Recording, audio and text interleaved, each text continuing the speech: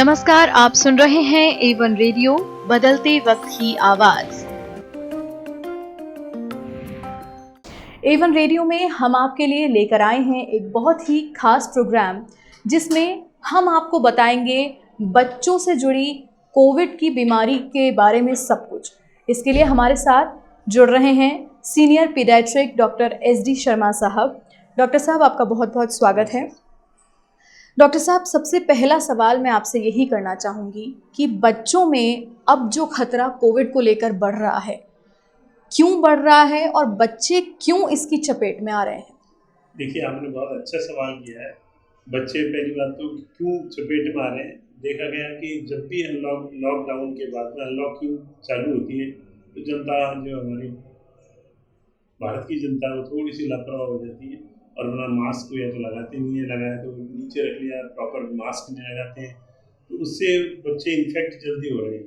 क्योंकि बड़ों में तो या तो वैक्सीन लग चुका है एल्डरली में, या वो पहली लहर में इन्फेक्ट हो चुके हैं, तो मेजॉरिटी ऑफ जो अडल्ट हैं, बड़े लोग हैं, एल्डरली हैं, वो सब इन्फेक्ट हो चुके हैं या उनमें वैक्सीन लग चुका है, तो रिलेटिवली सेफ हो गए। बच्चे, क्योंकि उनमें वो वल्नरेबल है, उनमें सिम्टम्स का भी पता नहीं लग पाता, कई बार उनमें ज़्यादा सीरियसनेस आती नहीं है। लेकिन उसका एक सबसे बड़ा दुष्प्रभाव है कि बच्चों को जैसे इन्फेक्शन हुआ कोविड का, तो वो दूसरे बच्चों को लगा सकता है, बड़ों को भी लगा सकता है। उसमें जनरली बच्चों में अगर कोविड होता है तो या तो लक्षण रहित यानी एसिम्टोमेटिक, और ये सिम्टम होते हैं तो माइल्ड सिम्टम, जुकाम, खांसी, गला खराब या हल्का बुखार आया 2-3 दिन और ठीक हो गया। लेकिन वो कैरियर बन सकते हैं। इन्फेक्ट तो कर ही सकता है 14-15 दिन, जब तक कि उसका पीरियड हो। अब सवाल है कि बच्चे ही क्यों चपेट में आ रहे हैं? ऐसा नहीं है, पहली लहर में भी बच्चे आए थे लेकिन उनका पता नहीं लगा। जी। अभी एक स्टडी हुई है, एम्स ने कराई है कि बच्चे भी करीब, पहले देखा गया कि 20% बच्चे भी पिछली लहरों में इन्फेक्ट हुए हैं, लेकिन उनमें क्योंकि सिम्टम ज़्यादा सीवियर नहीं हुए और उनमें कोई सीरियसनेस नहीं हुई, उनमें वेंटिलेटर्स की जरूरत नहीं पड़ी, मेजॉरिटी 96% सब स्वतः ही ठीक हो जाते हैं।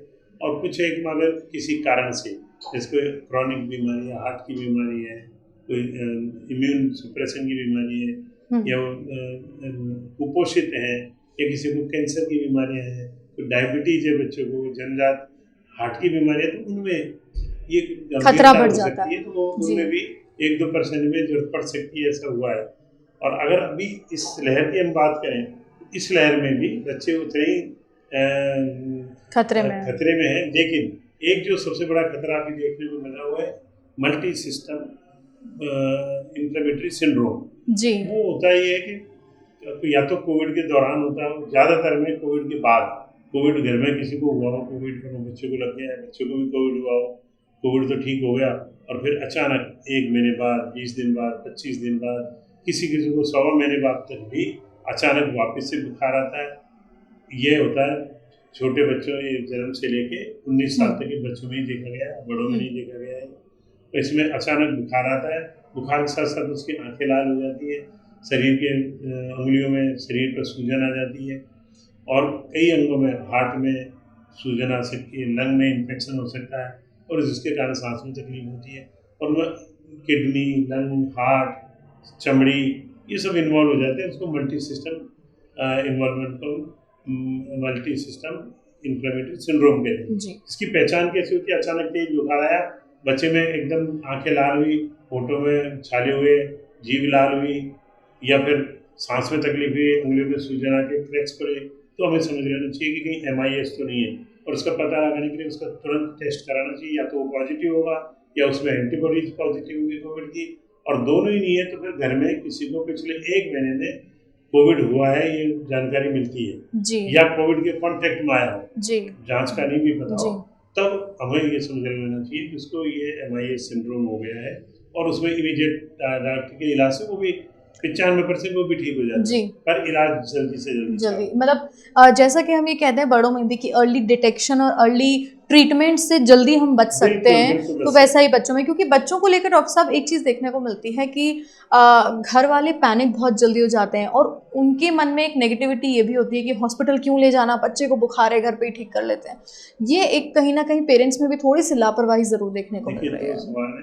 एक तो है कि अगर बच्चे को माइल्ड सिम्टम है, जुकाम खांसी है, हल्का बुखार है, तब तो हॉस्पिटल ले जाने की जरूरत नहीं है। जी। और उसको सांस में भी तकलीफ नहीं है, उसकी ऑक्सीजन सेचुरेशन आजकल ऑक्सीजन ऑक्सीमीटर से, मॉनिटर्स आते हाँ हैं, जी देखिए जी। अगर 94 के ऊपर रहता है ऑक्सीजन सेचुरेशन तो कहीं जाने की जरूरत नहीं है।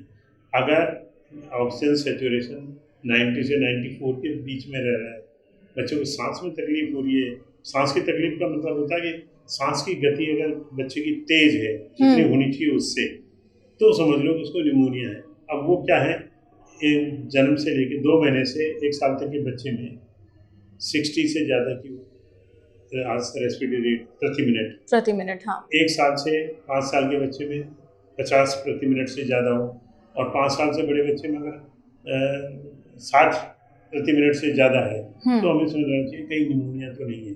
ऐसे में हमें सोचना चाहिए कि निमोनिया नहीं हो, या सांस तेज लेने के साथ साथ में कराहने की आवाज़ हो, या ठसका चल रहा हो, तो समझ लेना चाहिए वो बच्चा गंभीरता की ओर जा रहा है। और ऐसी स्थिति में उसको बुखार भी तेज होगा और जो सेचुरेशन भी धीरे धीरे 94 के नीचे आने लग जाता है।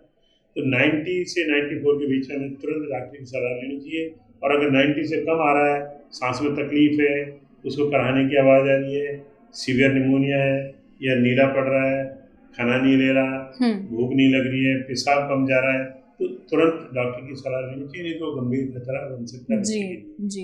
ये गंभीरता को पहचाने और इमीडिएटली डॉक्टर की सलाह तो लेनी है जी। एक बात और बताना चाहूँगा कि सेल्फ मेडिकेशन नहीं करना है किसी भी अवस्था में, न बड़ों में न बच्चों में। बच्चों में तो खास तौर से अगर आपको कोई डाउट है तो डॉक्टर की सलाह लें।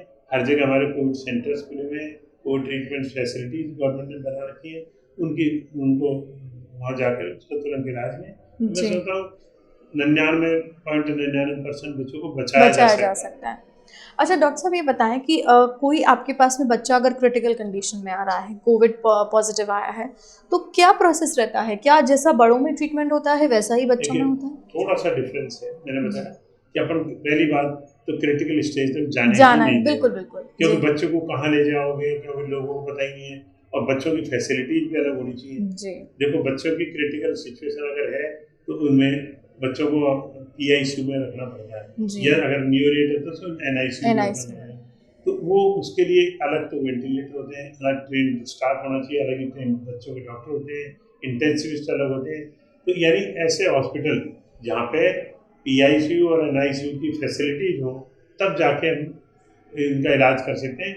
हाँ, ज़्यादातर बच्चों में जो बड़ों में दवाओं की जरूरत पड़ती है उनकी जरूरत नहीं पड़ती, जैसे रेमडेसिविर है या और एंटीबॉडीज है, मोनोक्लोनल एंटीबॉडीज है, टोसिलिजुमैब है, इनकी जरूरत 90% नहीं पड़ती। MIS-C सिंड्रोम जैसे मैंने पहले कहा था, उसमें इमीडिएटली स्टेरॉइड्स की जरूरत पड़ती है, वो हम डॉक्टर तुरंत देते हैं, मिथाइल प्रेडिसोलोन या फिर IVIG अगर कंफर्म होता है तो वो देते हैं, वो 3-4 दिन में बच्चा ठीक हो जाता है। डॉक्टर साहब, जैसा कि आपने बताया कि आपको जब भी ज़रूरत ऐसी महसूस होती है तो बच्चों में स्टेरॉइड्स भी दिए जाते हैं। आजकल अभी रिसेंटली जो ब्लैक फंगस के केसेस आ रहे हैं, उसमें ऐसी इतना ज़्यादा इसे मैं कहूँगी शायद दुष्प्रचारित भी किया जा रहा है कि स्टेरॉइड्स मत लीजिए, ब्लैक फंगस हो जाएगा। लेकिन इसमें लोगों को ये समझना होगा कि डॉक्टर की सलाह से जब ज़रूरी होता है तब स्टेरॉइड्स लेने भी पड़ते हैं। तो इसमें ये बताएं कि ब्लैक फंगस का भी क्या खतरा बच्चों को है क्या? देखो बच्चों में खतरा बिल्कुल नहीं है, इसलिए घबराए नहीं। बच्चे में किसी तरह की ब्लैक फंगस का खतरा नहीं है, अनलेस कि आपने कोई बहुत ही नेग्लिजेंस कर दी हो। आपको ये सबसे पहले ये मानना चाहिए कि ब्लैक फंगस कब होती है, जब बच्चा या कोई बड़ा आदमी बीमार है किसी भी कारण से, कोविड में लंबा बीमार रहा है, उसकी इम्यूनिटी कम हो गई है, या वो ऑलरेडी कोई इम्यूनो कम्प्रोमाइज है किसी कारण से, इम्यूनोसप्रेसेंट दवा चल रही हो, स्टेरॉइड्स लंबे चले हों, ऐसी स्थिति में, या वो कोई ट्रांसप्लांट उसको ऑलरेडी हो चुका है उसके लिए स्टेरॉइड चल रहे हैं, ऐसे लोगों में, ऐसे बच्चों में वो ब्लैक फंगस जो नॉर्मल फंगस है, ब्लैक फंगस एक नॉर्मल फंगस होती है जो हर जगह होती है, तो वो अगर घर कर जाती है, उस थ्रू नाक के स्पेस के थ्रू साइनस से जुड़ जाती है, फिर ब्रेन में भी जा सकती है, ऑप्टिक नर्व्स को प्रेशर डाल देती है और वो अंधा भी हो सकता है। जी। तो ऐसी अवस्था बच्चों में जनरली 99% नहीं होती है, क्योंकि न तो स्टेरॉइड लंबे चलते हैं, जैसे मैं कह रहा था MIS में भी 4-5 दिन के स्टेरॉइड पे वो ठीक हो जाता है। तो बच्चों में ये नौबत आती ही नहीं है, लंबा कोई ट्रीटमेंट नहीं चलता, न उसको उनमें कोई लंबे ट्रीटमेंट की जरूरत पड़ती है ज़्यादातर। जी इसलिए ये बच्चों में घबराए नहीं घर वाले कि ब्लैक फंगस बच्चों को लगने की संभावना नगण्य है। घबराए नहीं, तुरंत अगर कोई तकलीफ होती है तो डॉक्टर की सलाह लें। ये हाँ, बड़ों में ज़रूर होती है क्योंकि बड़े ऑलरेडी मल्टी ऑर्गन डिजीजेज होती है, उनको और COPD कंपैरेटिवली होता है, इम्यूनिटी भी हाइपरटेंशन शायद होता है, बच्चों से डायबिटीज कम होती होती है है। और उनमें स्टेरॉइड भी लंबे टाइम तक जी चलते हैं, जी तो इसलिए उनमें वो ब्लैक फंगस घर करने का डर ज़्यादा है। जी जी। अच्छा डॉक्टर साहब, एक छोटा सा सवाल और आपसे पूछना चाहूंगी कि जिन बच्चों का हम घर पे कोविड ट्रीटमेंट कर सकते हैं जी उन्हें क्या एहतियात बरतने चाहिए, किस तरीके से हो ये सकता बहुत है? जी अच्छा सवाल किया। अगर जी। जैसे मैंने कहा माइल्ड है या मॉडरेट है जिसमें कि सांस की हम्म तकलीफ नहीं है, उनको घर पे आराम से ट्रीट किया जा सकता है। इसमें ज़्यादा दवाओं की जरूरत नहीं होती। पहली बार दवाओं में केवल पैरासीटामोल रखनी है, जी ये कोई जुकाम खांसी की दवा डॉक्टर की सलाह से वो लेनी है। ये दो चीज़, और स्टीम इनहेलेशन करा सकते हैं बच्चों को। और सबसे बड़ी बात है कि घर में एक केयर टेकर होना चाहिए बच्चों को। जी जी अगर बच्चे पॉजिटिव है तो एक आदमी या उससे जैसे पेरेंट्स भी पॉजिटिव हो गए तो बच्चा भी पॉजिटिव है, पेरेंट्स पॉजिटिव है, तब तो कोई दिक्कत ही नहीं है, वो उनकी केयर कर सकते हैं। जी लेकिन बच्चा पॉजिटिव है या पेरेंट्स पॉजिटिव है, एक जना नहीं है, पेरेंट्स पॉजिटिव है तो बच्चा नेगेटिव है, तो दो बातें हैं। बच्चे को अलग से कोई केयर टेकर है तो अलग रूम में रखें और सारी कोविड की जो गाइडलाइंस उनका पालना जी करें। जो भी अलग केयर टेकर है, दादी है, जी नानी जी है, चाची है, ताती है, चाई चाची चाच ताई कोई जो भी हो, भी जी वो पूरे कोविड का ध्यान रखें कि वो मास्क पहने और हाथ हैंड वॉश करें बच्चों को खाना खिलाते टाइम, नहलाते टाइम। और दूसरा, बड़ा अगर बच्चा है 10 साल 15 साल 12 साल का, तो वो खुद समझदार होते हैं, उनको समझाएं और उनको मास्क लगाने की उनको ट्रेनिंग दें। और बच्चों को अलग रखना है। दवाइयों की ज़्यादा जरूरत पड़ती नहीं है, जैसे मैंने जी कहा पैरासीटामोल जरूरत पड़े तो देते रहे, 3-4 दिन में बच्चा ठीक हो जाता है।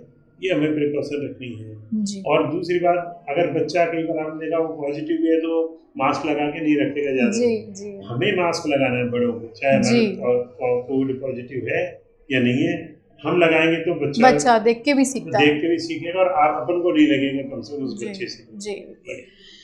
तो डॉक्टर एस डी शर्मा ने विस्तार से हमें बताया कि किस तरीके से बच्चों में कोविड होने पर उनका ध्यान रखा जा सकता है, किस तरीके से उन्हें ट्रीट किया जा सकता है। और क्रिटिकल कंडीशन में पहली बात तो हमें ये कोशिश करनी है कि बच्चा पहुँचे ना, और फिर भी पहुँच जाता है तो हमें डॉक्टर की सलाह से ही अपना हर कदम उठाना है, क्योंकि बच्चे, ज़्यादातर छोटे बच्चे एक्सप्रेस नहीं कर पाते हैं कि उन्हें परेशानी क्या हो रही है। इसलिए ध्यान रखना बेहद आवश्यक है, घबराने की कहीं आवश्यकता नहीं है। ट्रीटमेंट हर बीमारी का उपलब्ध है। A1 रेडियो के इस खास प्रोग्राम में इतना ही। आप सुनते रहिए A1 रेडियो।